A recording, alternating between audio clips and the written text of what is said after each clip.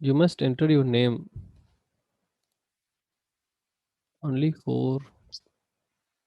Should not repeat every day ना.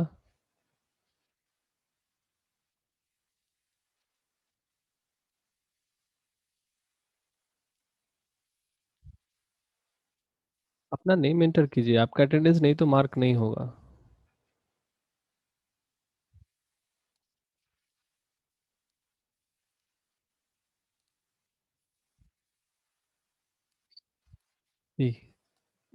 Here is your assignment part.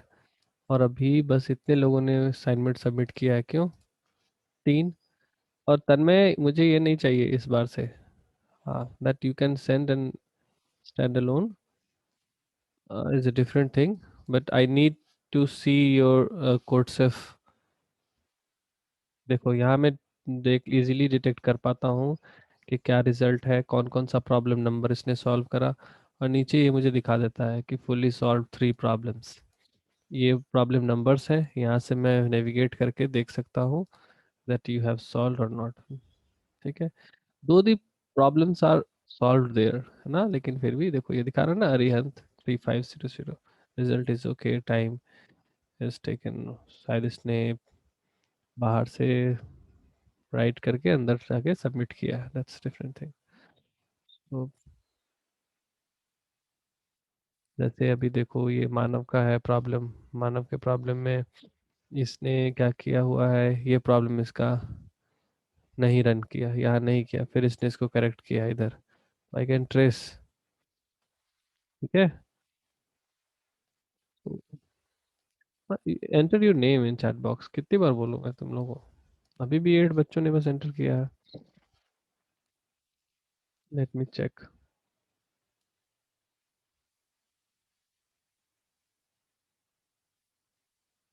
Chirag, Hussain,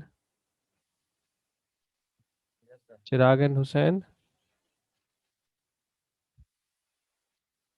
yes sir. Chirag, अरे क्यों नहीं name enter किया तुमने? अब अटेंडेंस नहीं बनेगी तो तुम बोलोगे कि सर अटेंडेंस मेरे, मैं तो डेली सर आता कर तो हूँ। दिया मैंने। नहीं, चैट बॉक्स में नहीं है तुम्हारा नाम, कहीं भी नहीं है, कर देखिए दिया। कहाँ। कर दिया? सर कर दिया मैंने, तो कब का कर दिया। सर है, ऊपर है, हाँ सबसे ऊपर।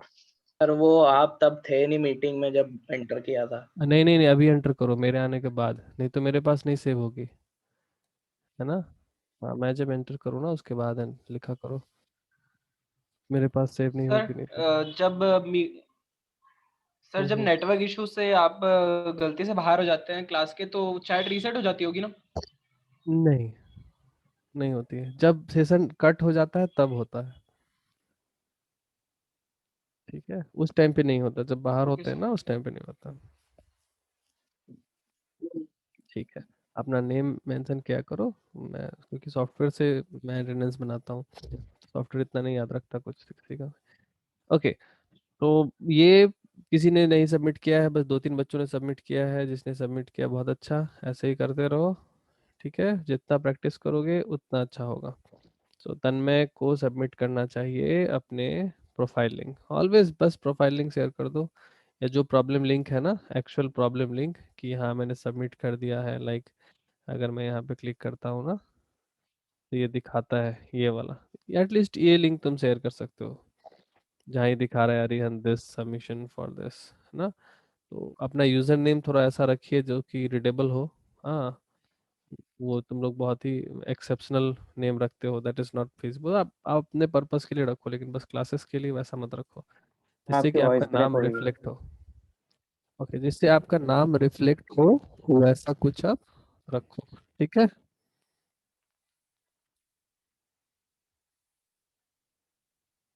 Okay, so moving forward, we need to see few things today. And what are those? तो टू डायमेंशनल एरे में हम लोगों ने लास्ट क्लास में बहुत सारा चीज़ देखा, माइनर डिटेल्स देखे कि कैसे अरेंज कर सकते हैं। ठीक है, आज मेरा इंटेंशन है टू डायमेंशनल एरे को लेके कि ये बताना कि इसको अगर मैं फंक्शन में पास करता हूँ, लास्ट क्लास हम लोगों ने पॉइंटर से डील करना सीखा था, है ना। किसी को कोई डाउट है उसमें? किसी ने वो बुक को पढ़ने की कोशिश की? नहीं की? हाँ नहीं, कुछ तो बोलेगा कोई। डाउट सर है? आपने लास्ट क्लास की रिकॉर्डिंग यूट्यूब पे डाल दी थी। हाँ डाल दिया है। अनफॉर्चुनेटली कल ओके। अपलोड नहीं हो पाया, मैंने आज किया उसको अपलोड ना। मैं हर दिन सेम डे 4:30 तक रिकॉर्डिंग्स डाल देता हूँ यूजुअली। ठीक है, तो आप लोग वहाँ लिंक से देख लेना, सेम चैनल लिंक पे मैंने डाला हुआ। ठीक है, तो टुडे मेरा ऑब्जेक्टिव है ये समझना कि किसी भी टू डायमेंशनल एरे को हम फंक्शन से कैसे पास कर सकते हैं और इसको हम कैसे यूटिलाइज कर सकते हैं। राइट, सी ये अपना है एक टू डायमेंशनल एरे। ठीक है, जो कितने 3x4 का है। अगर मैं इसको ड्रॉ करता हूँ तो ये 3x4 का बनेगा। Wait. हम्म, तो मैं 3x4 को ना एक फ्लैटन वे में ही लिखता हूँ। ठीक है, this तो 3 रोज होंगे, यानी 1 रो, 2 रो और 3 रो, और हर रो में 4 4 कॉलम होंगे।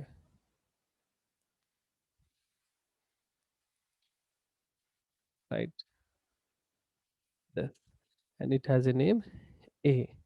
और एलिमेंट्स क्या क्या है? 1 2 3 4 5 6 7 8 9 0 1 6. These are the elements, and the starting address assume is 1010, and it has 1014. ठीक है, 14 क्या होगा? 182226। राइट, ऐसा इसका एड्रेसिंग होगा। अभी इसको भूल जाइए, तो पुराना स्टाइल है, ये हमें नहीं याद रखना है, इसका कोई जरूरत नहीं है हमें। ठीक है, नाउ अगर मैंने सपोज अभी ये वाला फंक्शन लिया हुआ है, इसका नाम है प्रिंट। मैं 3 तरीके दिखाऊंगा एक टू डायमेंशनल एरे को कैसे कैसे हम लोग पास कर सकते हैं एरे से। पिछले सेशन में भी जब हम लोग 1 डायमेंशनल एरे पढ़ रहे थे, तब भी हम लोगों ने 3 वेज देखा था। ठीक है, तो ये फर्स्ट वे जो सबसे सिंपल है वो मैं दिखा रहा हूँ। इसमें कुछ भी नहीं है, एरे को जब पास करना है तो एरे नेम से पास करना है। राइट, तो एरे नेम से जब पास होगा तो वो क्या होगा? 1010 एड्रेस यहाँ पे पास हो जाएगा, और ये बता रहा है कि कितने रोज और कितने कॉलम हम पास कर रहे हैं। तो पास करने के मेथड से अगर हम देखें तो 2 डायमेंशनल और 1 डायमेंशनल एरे में एकदम एग्जैक्टली सब कुछ सेम है। राइट, नाउ हम हियर सी, यहाँ पे क्या है? यहाँ पे मैंने एक एरे डिक्लेयर किया है। राइट, और ये क्या किया है? एक इंटीजर डिक्लेयर किया है, ये एक दूसरा इंटीजर डिक्लेयर किया है। ये इंटीजर क्या कर रहा है? यहाँ से जो रो कॉलम की वैल्यू आ रही है 4, उसको एक्सेप्ट कर रहा है। ये यहाँ से जो रो की वैल्यू आ रही है उसको एक्सेप्ट कर रहा है। और ये फुल फ्लेज सिंस यहाँ पे तुम 3 4 भी लिख सकते हो, कोई इशूज नहीं है, लेकिन एटलीस्ट मिनिमम हम इतना तो लिख ही सकते हैं। मैक्सिमल की बात नहीं हो रही, मिनिमल हम इतना लिख ही सकते हैं कि क्यू मतलब एक रो खाली है और कॉलम जो यहाँ पे मैचिंग होगा, जितना यहाँ होगा that value you need to put. इस वे में क्या होगा? जो भी ए कर सकता है यहाँ पे इस कर्ली ब्रेसेस के अंदर, क्योंकि ये ए जो है इस कर्ली ब्रेसेस के बाहर तो एक्सेसिबल नहीं है, वो अब क्यू सारा काम कर सकता है। तो इस फंक्शन के अंदर क्यू इज एक्सेसिबल।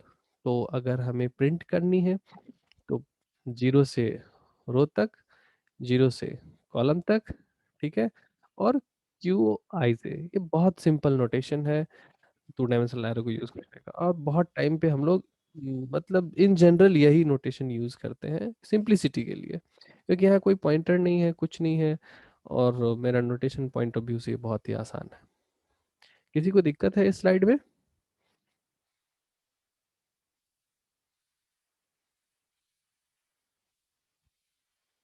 किसी को दिक्कत है इस स्लाइड में? सर हाँ बोलो। सर वो प्रिंट वाली लाइन समझ में नहीं आई। प्रिंट फर्स्ट लाइन प्रिंट वाली। ये वाली लाइन या ये वाली? हाँ सर, ये वाली। ये जहाँ एरो लगा है, हाँ सर। ये तो फंक्शन है ना, ये फंक्शन का नेम है। ये function, this is the name of function. मैं क्या कर रहा हूँ, एरे को प्रिंट करने के लिए मैंने 3 फंक्शन बनाए हैं। इस दोनों फंक्शन को हम लोग आगे देखेंगे। ये एक फंक्शन है प्रिंट, ये फंक्शन का नेम है और ये फंक्शन के आर्गुमेंट है। बोलो, सर समझ में आ गया। है ना? और किसी को इशू है कोई? पूछो। देखो ये सब चैप्टर में इतना टाइम इसलिए ले रहा हूँ का क्योंकि बहुत फंडामेंटल है और सारे डाटा स्ट्रक्चर का फंडामेंटल यहीं से, अगर ये समझ में नहीं आया तो डेटा स्ट्रक्चर में दिक्कत होगी, रटना पड़ जाएगा बहुत सारी चीजें। राइट, और कोई इशूज? नो, फाइन, ठीक है। अब ये दूसरा तरीका है जहां हम लोग ये वाला मेथड को देखेंगे। इस तरीके से कैसे कॉल कर सकते, देखो कॉल करने का कन्वेंशन सब जगह सेम है, बस ये वाला पार्ट डिफर कर रहा है। तो ये क्या है, सो एक फंक्शन का नेम है, ठीक है। यहाँ पे हम लोग रो ले रहे हैं, number of rows and number of columns. So यहाँ पे फिर से this is 4 and this is 3। Now how we are accessing A is via this pointer, है ना। ये क्या है, 4 इंटीजर वाले एरे को पॉइंट कर रहा है, यानी q is something like this, 1 2 3 4। ये कोई भी एरे है, मुझे नहीं पता ये क्या है, इसका एड्रेस सपोज 1010 है। q is something this, it has its own address but it contains this, meaning ये इस एरे को क्या कर रहा है, पॉइंट कर रहा है इस पूरे कंप्लीट एरे को। तो एक बार में ये, और सिंस ये हमारा ए जो है वो किस चीज से बना है, ये कंपोज हुआ है ऐसे ही, ऐसे 3 वन डायमेंशनल एरे से, है ना। ऐसे ही 3 वन डायमेंशनल एरे से कंपोज हुआ, 1 2 3, 1 2 3, राइट। So this is 1 2 3 4 5 6 7 8 9 0 1 6। तो this is nothing but a।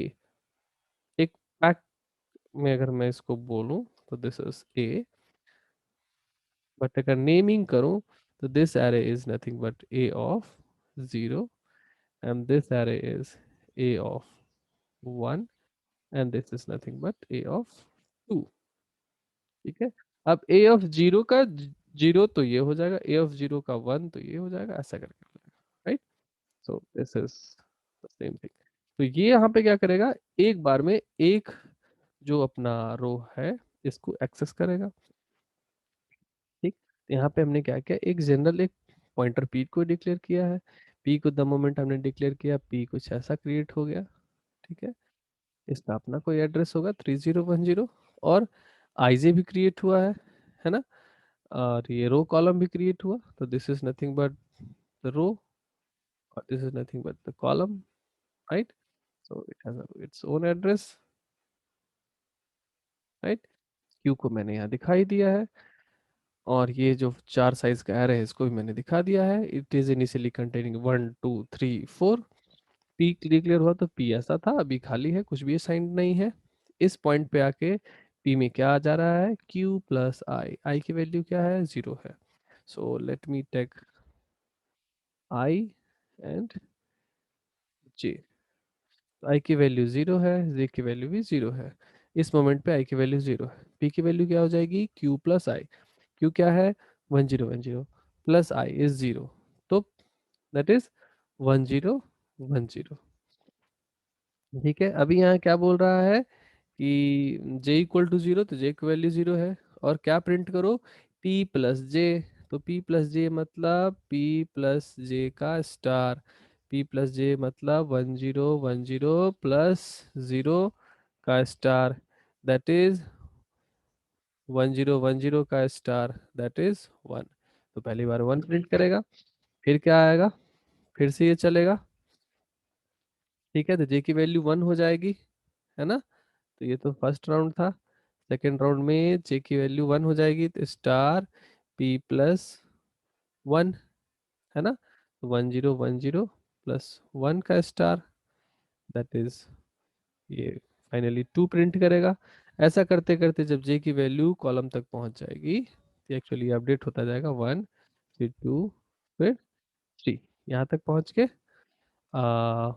Less than 4, यहाँ के बाद ये बंद हो जाएगा।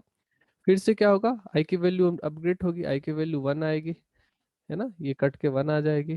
फिर p का वैल्यू अभी अपडेट होगा, p का वैल्यू क्या आएगा, q प्लस आई, q की वैल्यू क्या है 1010, q किसको पॉइंट कर रहा है, एक कंप्लीट रो को पॉइंट कर रहा है।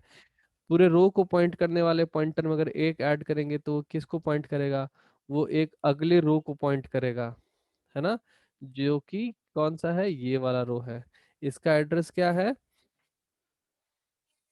1014 1018 1022, दिस इज 1026। तो यहाँ पे क्या आ जाएगा 1026। अब 1026 आ जाने के बाद फिर से वो क्या करेगा, उस रो को पूरा का पूरा प्रिंट करेगा, फिर इसकी वैल्यू फिर से इंक्रीज होगी और इस तरह से ये चलेगा। समझ में आई बात, इसको खुद से Yes, sir. आइटरेट करके देखिएगा, बहुत Yes, sir. सिंपल है ना। अगर जिसको ये वाला पार्ट समझ में आ रहा है, ये पॉइंटर वाला पार्ट, ठीक है, यहाँ पे ये पार्ट समझ में आ रहा है, उसके लिए ये प्रॉब्लम कोई बड़ी प्रॉब्लम नहीं है। अगर ये आपको नहीं समझ में आ रहा है तो थोड़ी सी दिक्कत हो सकती है। मैं वन शॉट में यही बोल सकता हूँ कि this is a pointer which points to a array of size 4। और देखो जब कोई भी क्यू में प्लस होगा तो क्यू किसको पॉइंट कर रहा है, क्यू पॉइंट कर रहा है, अभी यहाँ पे मैं तुम लोगों को चीज बताता हूँ। सपोज मेरा इंट स्टार पी है, p1 में लेता हूँ, एंड यहाँ पे मेरा है इंट ए, राइट, और मैं लेता हूँ p इक्वल टू एम्परसेंट ए। तो a क्या था मेरा, a is some integer and p1 is a pointer, it is containing address। अब भी अगर मैं p प्लस p1 प्लस 1 करूंगा ना, प्लस प्लस करूंगा या p1 प्लस 1 करूंगा, तो इसके इसमें कितना चेंज होगा, सिंस ये एक इंटीजर को पॉइंट कर रहा है ना, सिंगल इंटीजर को पॉइंट कर रहा है, तो इसका जंप भी सिंगल इंटीजर का होगा, तो इसका नेक्स्ट वैल्यू होगा 1014। लेकिन इसी पॉइंट पे अगर मेरा ए एक एरे होता ऑफ साइज 4, ठीक है, और मेरा इंट स्टार p1 पॉइंट कर रहा होता इस 4 साइज एरे को, लाइक p1 इक्वल टू ए, अगर ऐसा कुछ है, p2 ले लेता हूँ, p2 इक्वल टू ए ऐसा कुछ है, तो इस टाइम पे मेरा ए कैसा है, ए ऐसा है कुछ है ना, 1 2 3, ए मेरा कुछ ऐसा है 1010 1014 1018 1022, राइट, 1256 सपोज इसमें वैल्यूज है। और P1 क्या है, P1 अभी भी एक ऐसा ही है, ठीक है, 2010। इसमें एड्रेस किसका है, एक एड्रेस है 1010। लेकिन अगर अभी हम लोग p+1 करेंगे तो नेक्स्ट एड्रेस कौन सा जनरेट होगा, 1026, 1026 है ना। क्यों, क्योंकि अभी P1 एक कंप्लीट इस एरे को पॉइंट कर रहा है, तो अब जब कभी भी जंप होगा ना, तो ये एक कंप्लीट एरे का साइज जितना बड़ा है इतना बड़ा जंप होगा, राइट। ये बस समझने वाली बात है यहाँ पे। चलिए अगर यहाँ इसको मैं मैकेनिकली देखूं तो सर आपकी प्लस, वॉइस कट हो रही है। ओके ओके, अगर मैं फिर से मैं रिपीट कर देता हूँ, अगर मैं P1 प्लस 1 की बात बोलता हूँ तो एक्चुअली ये क्या होता है, अगर मैं इनर सेंस में देखूं तो P1 plus 1 into size of pointing variable,